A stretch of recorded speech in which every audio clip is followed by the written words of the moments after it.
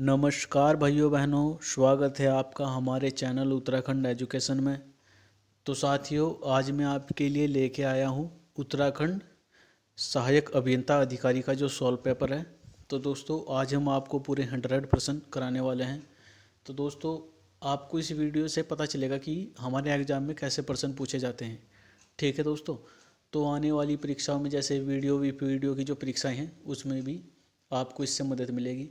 तो दोस्तों, अगर आपका हमारी इस वीडियो पे अच्छा रिस्पॉन्स मिलता है तो हम आपके लिए और जो सॉल्व पेपर है वे लेके आएंगे। ठीक है दोस्तों, हम आपकी तैयारी उस लेवल तक करा देंगे कि दोस्तों आप जब भी परीक्षा में बैठोगे तो आपको निराशा हासिल नहीं होगी। ठीक है दोस्तों, तो शुरू करते हैं। आज का जो है हमारा पहला प्रश्न है, आंध्र भोज के रूप में कौन जाना जाता था। तो दोस्तों, आंध्र भोज के रूप में जो है करसन देव राय जी, इनको जाना जाता था। ठीक है दोस्तों, अगला प्रश्न जो है इसमें निम्नलिखित में से किसे काकोरी षड्यंत्र कांड में आजीवन कारावास हुआ।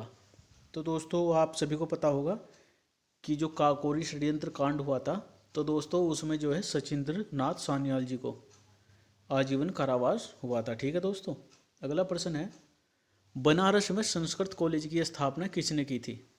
तो दोस्तों, बनारस में जो है हमारे जोनाथन डंकन ने संस्कृत कॉलेज की स्थापना की थी। ठीक है दोस्तों, अगला प्रश्न है, निम्न में से किस देश के साथ रेड क्लिफ रेखा भारतीय सीमा बनाती है। तो इसका हमारा राइट आंसर है ऑप्शन डी, पाकिस्तान।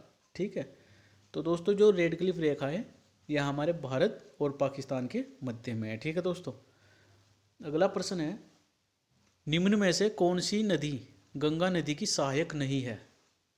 तो दोस्तों यह है हमारी बेतवा नदी। बेतवा नदी जो है यह गंगा नदी की सहायक नदी नहीं है, बल्कि जो हमारी सोन नदी है, गोमती है, रामगंगा है, ये सभी जो है गंगा नदी की सहायक नदियां हैं। ठीक है दोस्तों, अगला प्रश्न है, निम्न में से कौन सा राष्ट्रीय पार्क उत्तर प्रदेश में स्थापित है। तो दोस्तों यह है हमारा ऑप्शन सी, दुधवा राष्ट्रीय पार्क जो है यह हमारा यूपी में स्थापित है। ठीक है दोस्तों, और जो हमारा काजीरंगा राष्ट्रीय पार्क है यह हमारा असम में है। ठीक है, अगला प्रश्न है, निम्न में से कौन सा राज्य 2011 में सबसे अधिक जनघनत्व रखता है। तो दोस्तों आप सभी को पता होगा कि जनघनत्व के मामले में सबसे अधिक बिहार है। ठीक है, बिहार राज्य का जो जनघनत्व है वो सर्वाधिक है। ठीक है दोस्तों, अगला प्रश्न है, निम्न में से कौन सा राज्य मानसून वर्षा की सबसे लंबी अवधि रखता है। तो दोस्तों यह है हमारा ऑप्शन ए, केरल राज्य जो है ये मानसून वर्षा की सबसे लंबी अवधि रखता है। ठीक है दोस्तों, यहाँ से जो है मानसून जो है सबसे लेट लौटता है। ठीक है दोस्तों, अगला प्रश्न है, निम्न में से कौन सी जगह पर उत्तरी पश्चिमी रेलवे का मुख्यालय है। तो दोस्तों जो हमारा उत्तरी पश्चिमी रेलवे का मुख्यालय है यह हमारा ऑप्शन सी, जयपुर में है। ठीक है दोस्तों, अगला प्रश्न है, इंडियन सिविल सर्विस में सुभाष चंद्र बोस का चयन कब हुआ था। तो दोस्तों बहुत इंपॉर्टेंट प्रश्न है, और दोस्तों सभी जो एग्जाम है उनका लेवल कुछ जो है इसी प्रकार रहता है। ठीक है दोस्तों, ऐसे ही प्रश्न पूछे जाते हैं। तो दोस्तों इसका है ऑप्शन बी, 1920 में जो सुभाष चंद्र बोस जी हैं इनका जो है इंडियन सिविल सर्विस में जो है सिलेक्शन हुआ था 1920 में। अगला प्रश्न है, निम्नलिखित क्रांतिकारियों में से किसने लिपिक के रूप में देहरादून में कार्य किया था। तो दोस्तों ये हैं हमारे रास बिहारी बोस जी। रास बिहारी बोस ने जो है देहरादून में रहकर जो है लिपिक के तौर पर कार्य किया था। अगला प्रश्न है, निम्न में से कौन सा अणु विद्युत शक्ति ग्रह नहीं है। तो दोस्तों यह है हमारा ऑप्शन बी, खोपोली जो है विद्युत शक्ति ग्रह नहीं है। बाकी जो रावत भट्टा है, ककरापारा है, केगा है, ये सब जो है विद्युत शक्ति ग्रह है। ठीक है, अगला प्रश्न है, निम्न में से कौन सा केंद्र रेशम वस्त्र के उत्पादन के लिए नहीं पहचाना जाता। तो दोस्तों यह है हमारा ऑप्शन डी, रत्नागिरी।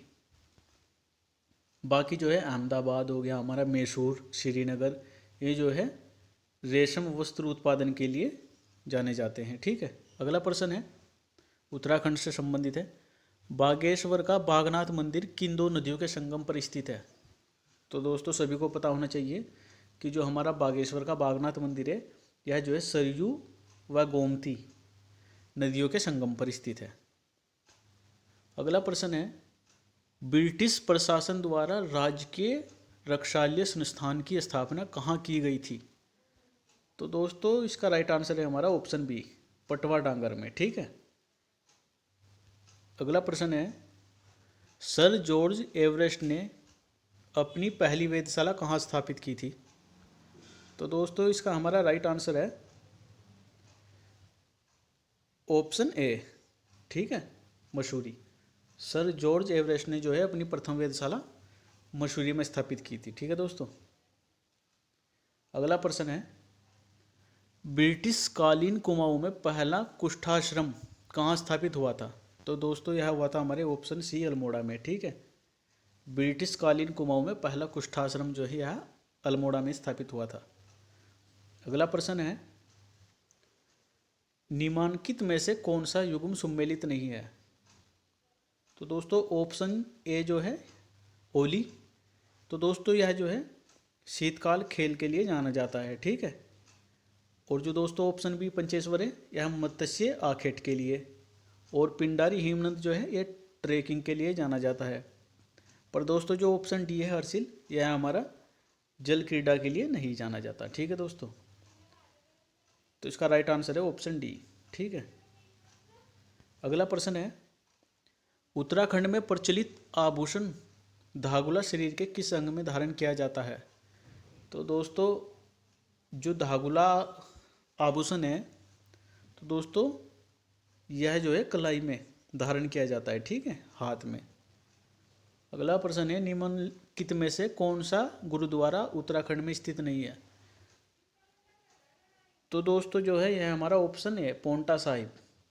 ठीक है, बाकी जो रीठा साहिब है, नानक मत्ता है, हेमकुंड है, ये हमारे जो है उत्तराखंड में स्थित है। ठीक है। अगला प्रश्न है, निम्न में से कौन सी फसलें खरीफ मौसम में नहीं उगाई जाती? तो दोस्तों जो हमारे ऑप्शन ये है जौ और सरसों जो है यह खरीफ फसलें नहीं है। बाकी जो बाजरा है, चावल है, मक्का, जवार है, तो दोस्तों यह हमारी खरीफ फसलें में आती हैं। ठीक है दोस्तों। अगला प्रश्न है, भारत में मैंगनीज का सर्वाधिक उत्पादक राज्य है? तो दोस्तों यह है हमारा ओडिशा। ठीक है, ओडिशा राज्य में जो है मैंगनीज जो है सर्वाधिक मात्रा में उत्पाद किया जाता है इसका। अगला प्रश्न है, विप्रलब्ध नायिका चित्र गढ़वाल कमल के किस चित्रकार की करती है? तो दोस्तों उत्तराखंड से संबंधित है। यह इसका हमारा आंसर है ऑप्शन बी, मोलाराम। ठीक है, जो विप्रलब्ध नायिका है जो ये हमारी मोलाराम जी की चित्रकारी है। ठीक है दोस्तों। अगला प्रश्न है, कुमाऊं में पहला अक्षय रोगाश्रम कहाँ स्थापित हुआ? तो दोस्तों यह हुआ था हमारा भवाली नैनीताल में। ठीक है, जो पहला अक्षय रोगाश्रम था यह हमारा भवाली नैनीताल में स्थापित हुआ था। अगला प्रश्न है, कटारमल स्थित मंदिर किस देवता से संबंधित है? तो दोस्तों जो हमारा कटारमल मंदिर है यह हमारे ऑप्शन बी है सूर्य देव से संबंधित है। अगला प्रश्न है, निम्नलिखित में से कौन सी जनजाति उत्तराखंड में नहीं पाई जाती? तो दोस्तों इसका हमारा राइट आंसर है ऑप्शन सी है, भील। ठीक है, बाकी जो थारू है, बुक्सा है, जो अनुसारी है, ये उत्तराखंड की ही जनजाति है। ठीक है दोस्तों। अगला प्रश्न है, निम्नलिखित को सम्मिलित कर सही उत्तर चुनिए। तो दोस्तों ऑप्शन ए है शोका जो अनुसूचित जनजाति है यह जो है किस तहसील में निवास करती है? तो दोस्तों जो शोका जाति है यह जो है धारचूला में। ठीक है, धारचूला में निवास करती है। और दोस्तों जो हमारी जौनसारी है ये दोस्तों चकराता में निवास करती है। और दोस्तों जो हमारी राजी जनजाति है ये दोस्तों डीडी हाट में। ठीक है, और जो थारू है यह खटीमा में निवास करती है। तो दोस्तों इसका हमारा राइट आंसर होगा ऑप्शन डी। ठीक है। अगला प्रश्न है, निम्नांकित में से कौन सा युग्म सम्मिलित नहीं है? तो दोस्तों इसका जो ऑप्शन है ऑप्शन डी है। ठीक है, इग्नेशियन माइकल चर्च जो है ये रानीखेत में स्थित नहीं है। ठीक है दोस्तों, अगला प्रश्न है, कुमाऊं के ब्रिटिश कमिश्नरों का कौन सा अनुक्रम सही है? तो दोस्तों जो कुमाऊं पे जिन ब्रिटिश कमिश्नरों का शासन रहा है, तो दोस्तों सबसे शुरू में जो है इसमें आए थे हमारे गार्डनर जी। ठीक है, फिर आए थे दोस्तों हमारे ट्रेल जी, और फिर आए थे लंगिस्टन, और फिर आए थे बेटन जी। तो इसका हमारा राइट आंसर होगा साथियों ऑप्शन डी। ठीक है, अगला प्रश्न है, उत्तराखंड के निम्नलिखित वृक्षों में से कौन सा कम ऊंचाई पर होते हैं? तो दोस्तों इसका राइट आंसर है हमारा ऑप्शन सी, जो साल वृक्ष है ये दोस्तों कम ऊंचाइयों पर ही पाए जाते हैं। अगला प्रश्न है, निम्नांकित में से कौन सा युग्म सम्मिलित नहीं है? तो दोस्तों इसका है ऑप्शन बी बनमसा। ठीक है, बनमसा जो है ये जो जल विद्युत परियोजना है ये यमुना नदी पर नहीं है। ठीक है, बाकी जो विष्णु गंगा है यह हमारी अलकनंदा नदी पे है, जो चीला है यह हमारी गंगा नदी पे है, और जो टिहरी है यह हमारी भागीरथी नदी पर है। ठीक है दोस्तों, अगला प्रश्न है, उत्तराखंड में मैग्नेसाइट की पहली फैक्ट्री कहाँ स्थापित हुई?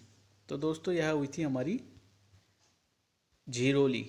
ठीक है, अगला प्रश्न है, निम्नांकित में से कौन सा युग्म सम्मिलित नहीं है? तो दोस्तों इसका राइट आंसर है हमारा ऑप्शन ए, राजाजी राष्ट्रीय उद्यान। ठीक है, यह उत्तरकाशी जनपद में नहीं है। बाकी जो कार्बेट राष्ट्रीय उद्यान है यह हमारा पौड़ी में भी है और नैनीताल में भी है। और दोस्तों जो नंदौर अभ्यारण्य है नैनीताल में है, और जो नंदा देवी राष्ट्रीय उद्यान यह चमोली में है। ठीक है, जो हमारा राजाजी राष्ट्रीय उद्यान है यह भी हमारा चमोली में स्थित है। अगला प्रश्न है, नंदा राज जात का आयोजन कितने वर्षों के अंतराल में होता है? तो दोस्तों यह होता है 12 वर्ष में। ठीक है, नंदा जो राज जात यात्रा है यह 12 वर्ष में एक बार होती है। अगला प्रश्न है, निम्नलिखित में से कौन सा युग्म सम्मिलित नहीं है? तो दोस्तों यह है हमारा ऑप्शन डी। ठीक है, मिलम जो है यह रामगंगा नदी पर स्थित नहीं है। ठीक है, जो मिलम हिमनद है। अगला प्रश्न है, पंचेश्वर बांध का निर्माण किस नदी पर प्रस्तावित है? तो दोस्तों जो पंचेश्वर बांध है इसका निर्माण जो है काली नदी पर प्रस्तावित हुआ है। ठीक है, अगला प्रश्न है, स्वाधीनता संग्राम के दौरान जेल जाने वाली उत्तराखंड की प्रथम महिला कौन थी? तो दोस्तों यह थी हमारी बिश्नी देवी साहा जी। ठीक है, स्वाधीनता संग्राम के दौरान जेल जाने वाली प्रथम महिला है हमारी बिश्नी देवी साहा। अगला प्रश्न है, उत्तराखंड में सिंचित भूमि को डैश कहा जाता है? तो दोस्तों उत्तराखंड में जो सिंचित भूमि है उसे जो है दोस्तों तालाब कहा जाता है, तालाब भूमि। ठीक है, अगला क्वेश्चन है, निम्नांकित में से कौन सा युग्म सम्मिलित नहीं है?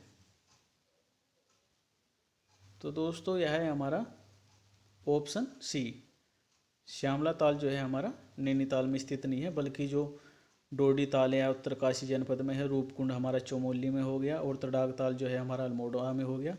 ठीक है दोस्तों, अगला प्रश्न है, निम्नांकित स्थानों में से कौन सा सर्वाधिक ऊंचाई पर स्थित है? तो दोस्तों यह है हमारा ऑप्शन डी, विष्णु गंगा। ठीक है, अगला प्रश्न है, निम्नांकित में से कौन सी दो नदियां आपस में नहीं मिलती? तो दोस्तों इसका है ऑप्शन बी, कोसी और गगास। ठीक है, ये आपस में नहीं मिलती। काली और सरयू मिलती है, गंगा नयार मिलती है, यमुना और टोंस मिलती है। ठीक है दोस्तों, तो इसका ऑप्शन है बी। अगला प्रश्न है, निम्नांकित में से कौन सी नदी किसी हिमनद से नहीं निकलती?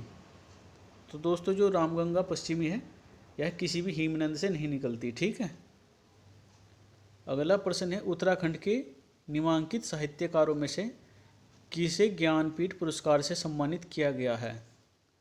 तो दोस्तों जो हमारे सुमित्रा नंदन पंत जी हैं इन्हें ज्ञानपीठ पुरस्कार मिला था। ठीक है दोस्तों, और यह मिला था इन्हें चिदम्बरा के लिए। ठीक है, अगला प्रश्न है भारतीय वन्य जीव संस्थान कहाँ स्थित है। तो दोस्तों जो भारतीय वन्य जीव संस्थान है हमारे देहरादून में स्थित है। तो दोस्तों संस्थानों से भी जो है हमारी परीक्षाओं में बहुत से प्रश्न पूछे जाते हैं, तो आप सभी के सभी संस्थान याद होने चाहिए, ठीक है। अगला प्रश्न है छाछरी क्या है। तो दोस्तों पूछा गया है कि उत्तराखंड में छाछरी क्या है। तो दोस्तों छाछरी जो है एक नृत्य शैली है, ठीक है, नृत्य का एक प्रकार है छाछरी। अगला प्रश्न है उत्तराखंड में ब्रिटिश प्रशासन द्वारा निर्मित सबसे पुरानी नहर कौन सी है। तो दोस्तों उत्तराखंड में जो ब्रिटिश प्रशासन द्वारा जो नहर निर्मित की गई थी, तो दोस्तों वह थी ऊपरी गंग नहर, ठीक है। अगला प्रश्न है राष्ट्रीय जैव विविधता प्राधिकरण का मुख्यालय कहाँ स्थित है। तो दोस्तों इसका मुख्यालय जो है चेन्नई में स्थित है। अगला प्रश्न है एक सींग वाले भारतीय गेंडे का प्राकृतिक आवास है। तो दोस्तों जो एक सींग वाला भारतीय गेंडा है तो यह काजीरंगा राष्ट्रीय उद्यान में मिलता है, ठीक है, जो कि असम में स्थित है। अगला प्रश्न है 2021 में किस देश ने ICC विश्व टेस्ट चैंपियनशिप जीती। तो दोस्तों यह करंट का प्रश्न है। तो दोस्तों यह जीती थी न्यूजीलैंड ने, ठीक है। अगला प्रश्न है किस टेनिस खिलाड़ी ने किसी एक विशेष ग्रैंड स्लैम प्रतियोगिता 11 बार जीती है। तो दोस्तों जो है हमारे राफेल नडाल ने ग्रैंड स्लैम प्रतियोगिता जो है 11वीं बार जीती है, ठीक है। अगला प्रश्न है उस प्रथम भारतीय महिला हॉकी खिलाड़ी का नाम बताएं जिसने ओलंपिक में हैट ट्रिक बनाई है। तो दोस्तों वह है हमारी वंदना कटारिया, ठीक है। इन्होंने जो है ये हॉकी की खिलाड़ी हैं, ठीक है दोस्तों, और इन्होंने जो है ओलंपिक में जो है हैट ट्रिक बनाई है, ठीक है। तो दोस्तों आपसे ये पूछा जा सकता है कि वंदना शिवा जो है किस खेल की प्रमुख खिलाड़ी हैं। तो दोस्तों यह हॉकी की खिलाड़ी हैं। अगला प्रश्न है शीतकालीन ओलंपिक खेल किस वर्ष प्रारंभ हुए। तो दोस्तों जो शीतकालीन ओलंपिक खेल हैं दोस्तों ये 1924 से शुरू हुए थे। अगला प्रश्न है निम्न में से कौन सा खेल विश्व में सर्वाधिक लोकप्रिय है। तो दोस्तों फुटबॉल जो है विश्व में जो है सर्वाधिक लोकप्रिय खेल है फुटबॉल। अगला प्रश्न है केदारनाथ आपदा जून 2013 का कारण डैश नदी में आकस्मिक बाढ़ था। तो दोस्तों यह थी हमारी मंदाकिनी, ठीक है। जो केदारनाथ में आपदा हुई थी जून 2013 में, तो दोस्तों यह जो है मंदाकिनी नदी के कारण हुई थी, ठीक है। अगला प्रश्न है नंदा देवी राष्ट्रीय उद्यान की स्थापना किस वर्ष में हुई थी। तो दोस्तों जो नंदा देवी राष्ट्रीय उद्यान है इसकी स्थापना जो है सन 1982 में हुई थी। अगला प्रश्न है विटामिन B12 में होता है। तो दोस्तों जो विटामिन B12 है इसमें दोस्तों कोबाल्ट सर्वाधिक मात्रा में पाया जाता है। और दोस्तों विटामिन B12 जो है इसकी कीमत भी दोस्तों बहुत अधिक होती है, ठीक है। कुछ ही ग्राम जो विटामिन B12 होता है इसकी मात्रा दोस्तों बहुत होती है, ठीक है। अगला प्रश्न है कृत्रिम रूप से फलों को पकाने के लिए उपयोग में लाई जाने वाली गैस है। तो दोस्तों फलों को पकाने के लिए जो है एथिलीन व एसिटिलीन गैस का प्रयोग किया जाता है, ठीक है। अगला प्रश्न है फॉर्मेलिन एक जलीय विलयन है। तो दोस्तों यह है जो फॉर्मेल्डिहाइड, ठीक है, फॉर्मेल्डिहाइड। अगला प्रश्न है पानी का शुद्धतम रूप है। तो दोस्तों बरसात का जो जल होता है वह ही पानी का शुद्धतम रूप है, ठीक है दोस्तों। अगला प्रश्न है सोडियम कार्बोनेट का सामान्य नाम क्या है। तो दोस्तों सोडियम कार्बोनेट जो है इसका सामान्य नाम है दोहने का सोडा, ठीक है। अगला प्रश्न है वयस्क मानव शरीर में हड्डियों की संख्या होती है। तो दोस्तों जो वयस्क मानव शरीर है इसमें दोस्तों हड्डियों की संख्या जो है ये 206 होती है, ठीक है। अगला प्रश्न है समल भोजिता देखी जाती है। तो दोस्तों समल भोजिता जो है यह खरगोश में पाई जाती है, ठीक है। अगला प्रश्न है शुक्राणु के एक्रोसोम का निर्माण होता है। तो दोस्तों जो शुक्राणु होता है उसके जो एक्रोसोम होते हैं यह जो है गोल्जीय काय के द्वारा होते हैं, ठीक है। अगला प्रश्न है दोस्तों रीजनिंग का प्रश्न है, इसे हम फिर सॉल्व करा देंगे, ठीक है दोस्तों, वीडियो काफ़ी लंबी हो जाएगी। तो दोस्तों अगला प्रश्न है, किस माध्यम में ध्वनि की चाल अधिक होती है? तो दोस्तों ऑप्शन ए है धातु, ठीक है, धातु के माध्यम में जो है ध्वनि की चाल सर्वाधिक होती है। अगला प्रश्न है, भारत में किस उच्च न्यायालय का सबसे बड़ा न्यायिक क्षेत्राधिकार है? तो दोस्तों यह है गुवाहाटी, ठीक है। अगला प्रश्न है, पंचायती राज डैश डैश सूची से संबंधित है? तो दोस्तों पंचायती राज जो है राज्य सूची से संबंधित है, ठीक है। अगला प्रश्न है, संविधान की 6ठी अनुसूची के प्रावधान निम्न में से किस राज्य में लागू नहीं होंगे? तो दोस्तों यह है हमारा गोवा, ठीक है। गोवा राज्य में जो है संविधान की जो 6ठी अनुसूची के प्रावधान है वे जो है गोवा राज्य में लागू नहीं होंगे, बाकी सभी राज्यों में लागू होंगे, ठीक है। अगला प्रश्न है, भारत के एकमात्र राष्ट्रपति जो निर्विरोध निर्वाचित हुए थे? तो दोस्तों यह थे हमारे नीलम संजीव रेड्डी, ठीक है, ये जो है निर्विरोध निर्वाचित हुए थे। अगला प्रश्न है, 73वां संशोधन में वर्णित राज्य के नीति निर्देश तत्वों के एक प्रावधान को प्रभावी बनाने के लिए लाया गया? तो दोस्तों यह जो है अनुच्छेद 40, ठीक है, ये नीति के निर्देश तत्वों के प्रावधान को प्रभावी बनाने के लिए लाया गया था, अनुच्छेद 40, ठीक है। अगला प्रश्न है, भारत के प्रथम उप प्रधानमंत्री कौन थे? तो दोस्तों यह थे हमारे सरदार वल्लभ भाई पटेल जी, ठीक है, भारत के प्रथम उप प्रधानमंत्री थे सरदार वल्लभ भाई पटेल। अगला प्रश्न है, भारतीय संविधान के अंतर्गत किसी गिरफ्तार व्यक्ति को डैश घंटों के भीतर नज़दीकी न्यायाधीश के सम्मुख पेश किया जाना अनिवार्य है? तो दोस्तों यह है 24 घंटे, ठीक है। किसी भी व्यक्ति को अगर गिरफ्तार करती है पुलिस तो दोस्तों 24 घंटे के अंतर्गत, ठीक है, किसी न्यायाधीश के सम्मुख पेश किया जाना अनिवार्य है, ठीक है। अगला प्रश्न है, भारत के नियंत्रक एवं महालेखा परीक्षक का कार्यकाल कितने वर्षों का होता है? तो दोस्तों जो भारत के नियंत्रक एवं महालेखा परीक्षक हैं इनका जो कार्यकाल है दोस्तों यह 6 वर्ष होता है, ठीक है। अगला प्रश्न है, भारत में एटीएम सेवा की शुरुआत किस वर्ष में हुई थी? तो दोस्तों भारत में जो एटीएम सेवा की शुरुआत जो है सन 1987 में शुरू हुई थी, ठीक है। अगला प्रश्न है, निम्न में से कौन सी भाषा संविधान की 8वीं अनुसूची में नहीं है? तो दोस्तों यह है हमारी पारसी, ठीक है, बल्कि जो बाकी संस्कृत है, कश्मीरी है, नेपाली है, तो दोस्तों ये जो है भाषा जो है संविधान की 8वीं अनुसूची के अंतर्गत आती है, पारसी नहीं आती, ठीक है। अगला प्रश्न है, भारत में पहले मध्यावधि चुनाव में हुए थे, ठीक है, भारत में जो पहले मध्यावधि चुनाव हुए थे तो दोस्तों यह हुए थे सन 1980 में, ठीक है। अगला प्रश्न है, निम्न में से किसे 25वें महालेखा नियंत्रक के रूप में नियुक्त किया गया है? तो दोस्तों करंट का प्रश्न है, यह किया गया है गिरीश चंद्र मुर्मू को, ठीक है। अगला प्रश्न है, केंद्रीय बजट 2021-2022 के अनुसार वित्तीय वर्ष 2021-2022 में रेलवे के लिए कितनी राशि आवंटित की गई है? तो दोस्तों यह की गई है 1,10,00,000, ठीक है, और 55 करोड़, ठीक है दोस्तों। अगला प्रश्न है, विश्व जनसंख्या दिवस डैश डैश को मनाया जाता है? तो दोस्तों जो विश्व जनसंख्या दिवस जो है यह 11 जुलाई को मनाया जाता है। अगला प्रश्न है, बजट 2021-22 के अनुसार डैश से अधिक उम्र के पेंशनों को रिटर्न दाखिल करने में छूट दी गई है? तो दोस्तों यह छूट दी गई है 70 वर्ष की उम्र के जो है ना उन्हें छूट दी गई है इसमें, ठीक है। अगला प्रश्न है, आयुष्मान भारत योजना के नए सीईओ के रूप में किसकी नियुक्ति हुई है? तो दोस्तों यह हुई है RS शर्मा, ठीक है दोस्तों।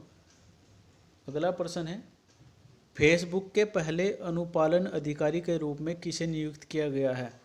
तो दोस्तों यह नियुक्त किया गया है ऑप्शन डी हेनरी मोनिज को, ठीक है। अगला प्रश्न है, उस भारतीय अमेरिकी का नाम बताइए जिसने नासा का कार्यवाहक चीफ ऑफ स्टाफ नियुक्त किया गया है? तो दोस्तों यह है भावया लाल। ठीक है।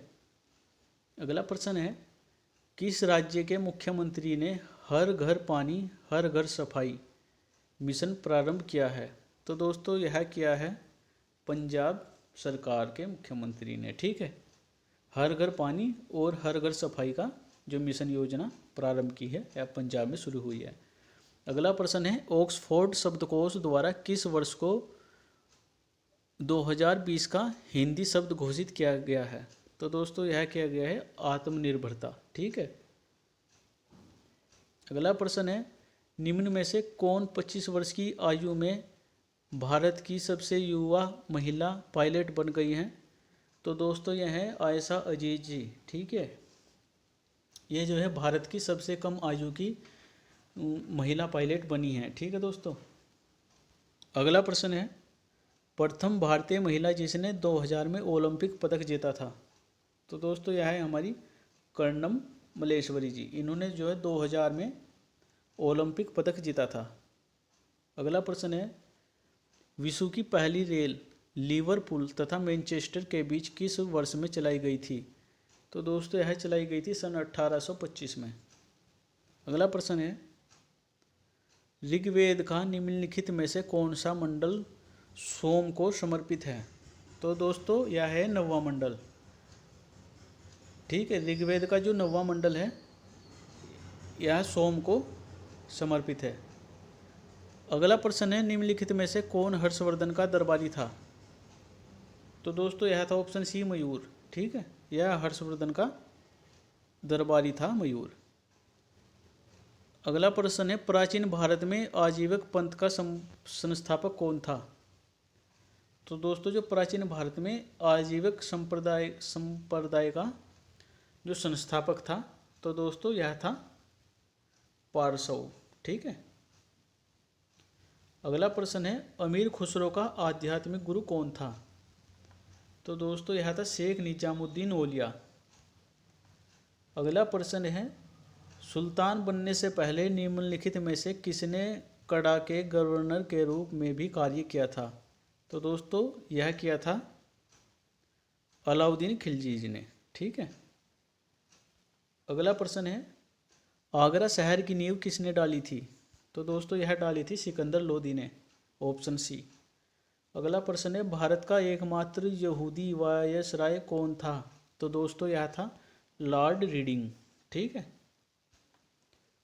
अगला प्रश्न है, किसने हाउस ऑफ कॉमन में 1857 के विद्रोह को एक राष्ट्रीय विद्रोह घोषित किया? तो दोस्तों यह किया था डिज़रायली ने। ठीक है। अगला प्रश्न है, निम्नलिखित में से कौन चंपारण सत्याग्रह से संबंधित नहीं है? तो दोस्तों यह है संत राउत। ठीक है। बाकी जो है राजकुमार शुक्ल जी जो है, राजेंद्र प्रसाद, स्वामी सहजानंद जो है ये जो है सत्याग्रह चंपारण सत्याग्रह से संबंधित हैं। ठीक है। अगला प्रश्न है, इल्बर्ट बिल विवाद किस वायसराय के कार्यकाल में हुआ था? तो दोस्तों जो इल्बर्ट बिल विवाद है ये दोस्तों लॉर्ड रिपन के कार्यकाल में शुरू हुआ था। अगला प्रश्न है, राष्ट्रीय लोकमान्य तिलक पुरस्कार 2021 का विजेता कौन है? तो दोस्तों करंट का प्रश्न है। तो दोस्तों जो राष्ट्रीय लोकमान्य तिलक पुरस्कार है इसका विजेता है साइरस पूनावाला। ठीक है। अगला प्रश्न है, कमला शवे एन अमेरिकन लाइफ पुस्तक के लेखक कौन है? तो दोस्तों इस पुस्तक के लेखक हैं पॉल हिल्टन। ठीक है। तो दोस्तों आपको आज हमारी वीडियो कैसी लगी कमेंट करके ज़रूर बताएं। ठीक है दोस्तों। और दोस्तों अगर आप हमारी इस वीडियो पे आपका अच्छा रिस्पांस मिलता है तो दोस्तों हम जल्द ही फिर आपके लिए और सॉल्व पेपर लेके आएंगे। ठीक है दोस्तों। अगर आपको वीडियो में कुछ भी डाउट लगा हो तो दोस्तों कमेंट करके ज़रूर बताएं, हम अपनी गलती सुधारेंगे। ठीक है दोस्तों। और हमारे चैनल को सब्सक्राइब भी करें। ठीक है दोस्तों। धन्यवाद प्यारे साथियों।